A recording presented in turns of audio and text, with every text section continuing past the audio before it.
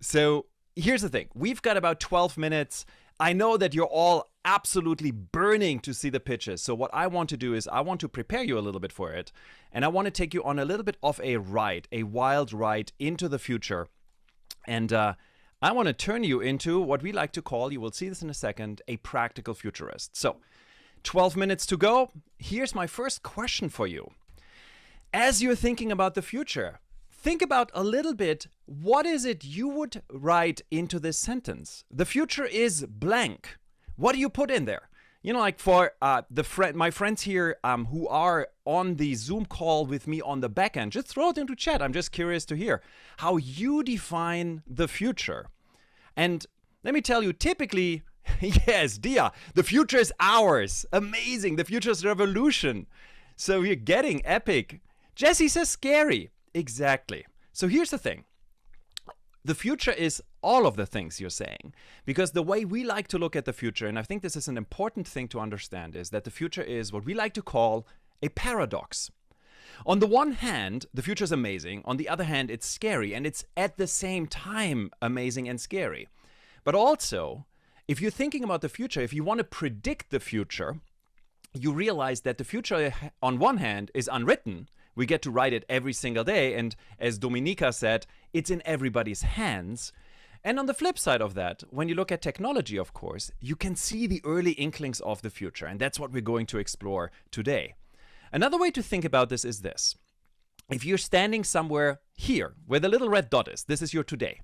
Most of us assume there is a future, We like to call this the official future.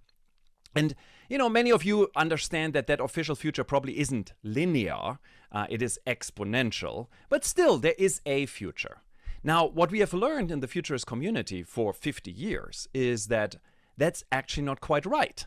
Because there's a widening cone of probable futures surrounded by an even wider cone of possible futures. And it is your role as a leader, and Stephanie said this so eloquently, you're all leaders. It is your role as a leader to identify what are the upper and the lower boundaries of those cones. And then it is your obligation to chart your course through that cone, to define your own future. So there is no official future anymore. The way we like to talk about this, we like to say, kill the official future and embrace the possible futures, plural. So with that being said, let me turn you into what we like to call a practical futurist. A futurist who's taking the future into their own hands, and not in an academic way, but in a truly pirate style, in a way that you actually create the future. And here's everything you need to know about the future summarized in a single slide. And I'm pretty sure you've seen that slide before. The exponential curve. Of course, our future does not happen linearly. The future, which is defined by technology, AI, robotics, synthetic biology, you name it, moves on exponential curves. Now, the good news is I don't need to tell you this anymore. You have seen this before. But I want to point something out. If you're standing where this gentleman stands, and I would argue that in many technologies, that's where we are today, and you look to the past, you realize that the past is flat and linear. And the thing with the past is that it is the only point of reference we have, the only thing we know. Now, if you have the ability to see the future, you realize that the future looks different. It's weird, it's strange. We like to call this a different, a more opportunistic future. And this gentleman here, of course, if you have done your homework in your literary class, you realize this is Ernest Hemingway. Because Ernest Hemingway wrote a book called The Sun Also Rises. And in this book, he has a quote. And we like to use that quote. It's totally out of context, of course.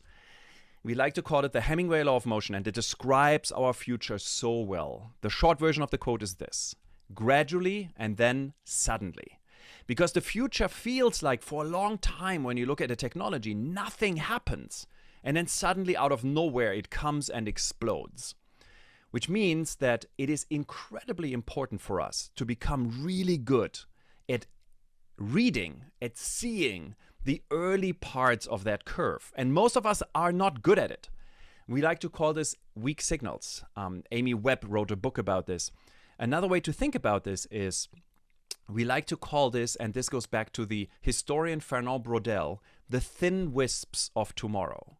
And as Rob Walker, who's a futurist, once said, there is no shortcut. There is no algorithm. If all you do is track what's trending, then all you ever know is exactly what everyone else already knew. To discover, you have to dig. So I encourage you to become really good at digging. So let's dig a little bit. Let me just show you one example of this crazy future.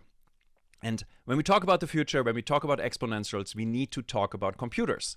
It's the mother of all exponential trends, of course. And I will not bore you with this old saying, oh, your smartphone is now so powerful like a supercomputer from the 70s. You heard that story so many times. Let me show you something different. Some of you might have seen this. It made the rounds about 6 months ago. And it's a fascinating insight. At the height of the pandemic last summer, a computer hacker bought this device. This is a digital pregnancy test. And he asked himself a very powerful question. He became curious. And by the way, curiosity is truly the skill of the 21st century. He became curious and looked at this digital pregnancy test and asked himself a simple question. Powerful, but simple. I wonder what's inside of this thing. So he bought one. They cost about $3 in the United States. You can buy them, in the drugstore. He bought one, took it apart. What he found is it's a normal pregnancy test, the one with the 2 lines. There's a little sensor reading those 2 lines. There's a computer chip analyzing the data, powered by a battery, showing you on a display if you're pregnant or not. Now, first of all, you can ask yourself, why would you even do that if it's the same thing ultimately? High stress environment. I don't know if you've, and I hope you never get into like a bad situation. It's a super high stress environment. People get confused if you're pregnant, if it's 1 or 2 lines. So it's kind of nice to have a thing which tells you that you're pregnant or not. Now, our computer hacker didn't stop there because he started digging. He asked himself an interesting question. This device cost $3 retail.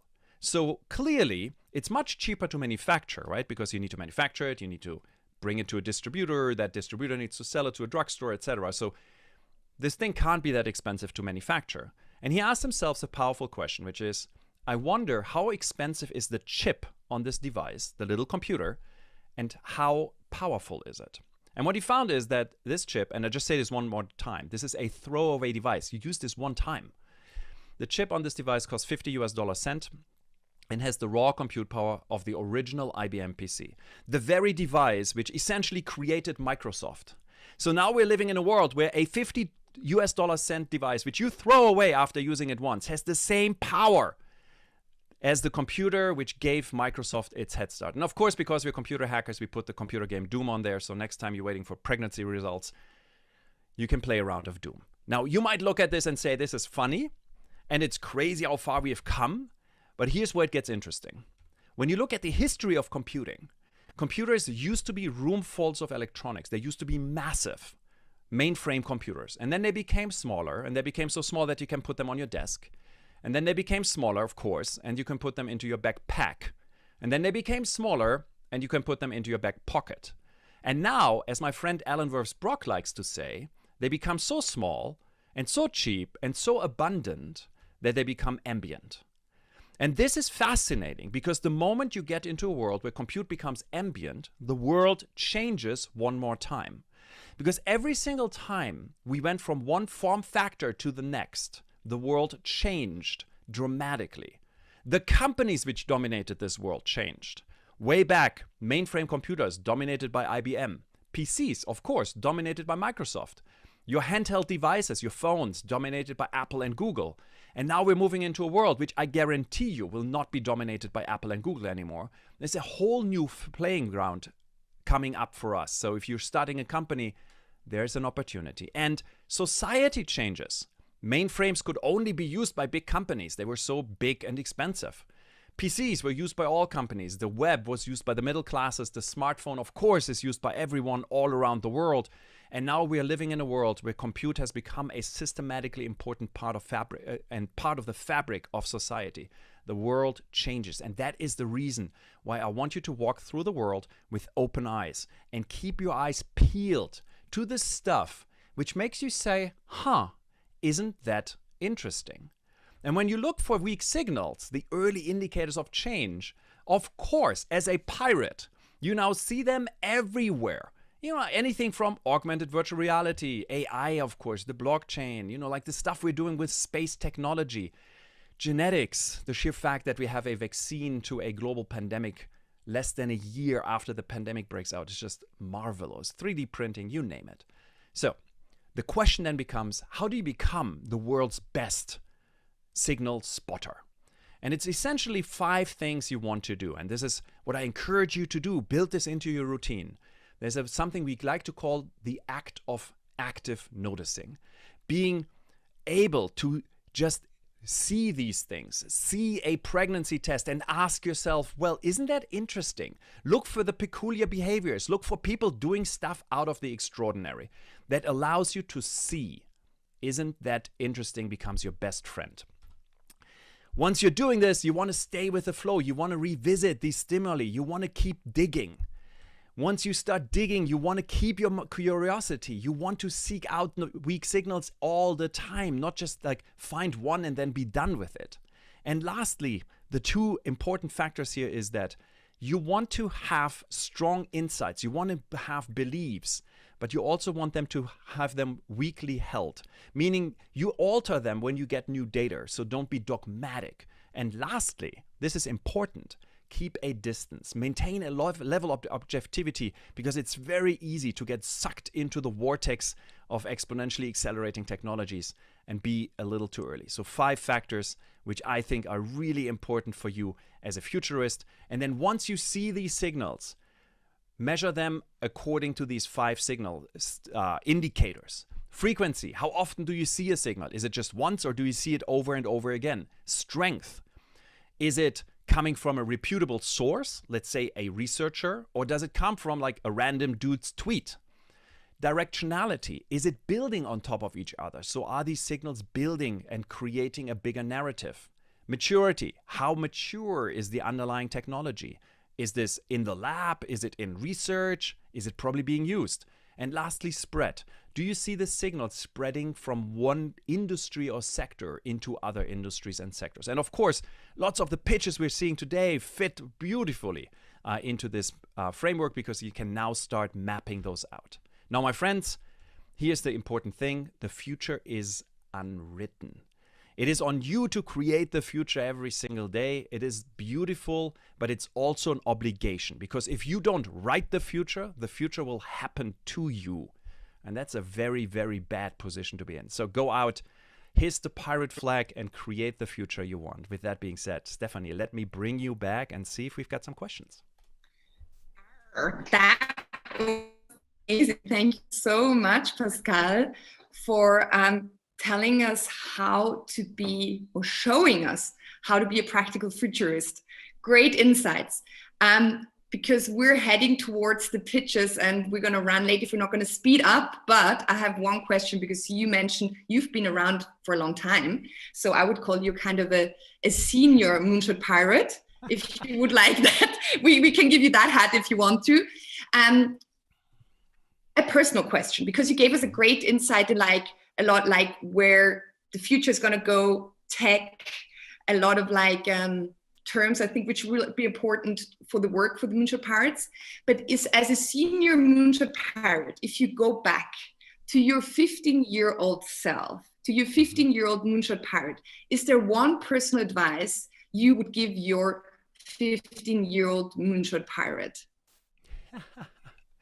It's a good question. I think the most important thing, quite frankly, the most important thing I can tell you is that there's a saying which is action leads to insight more often than insight leads to action. Meaning you have to go out there, you have to do these things, because when you do them, you learn.